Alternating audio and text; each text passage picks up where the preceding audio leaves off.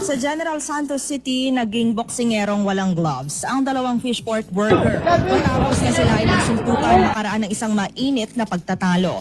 Isa sa kanila ang bumagsak matapos gamitin ng isang wrestling technique ng kalaban. Hindi malinaw kung ano ang kanilang pinag-awayan. Ang video ay agad na kumalat sa Facebook at iba pang online platform. Sa Cagayan de Oro City, nahagdangan ng mga pulis ang pagbiyahe ng mineral ores na bahagi ng illegal mining activity sa Lanao del Norte na nagkakahalaga ng 2.6 million pesos. Sa ulat ng Police Regional Office 10, naharang sa checkpoint ang isang truck mula Lanao del Norte habang ito ay dumadaan sa police checkpoint sa Barangay Tagitik. Nakumpiska sa truck ang 530 na sako ng mineral ores.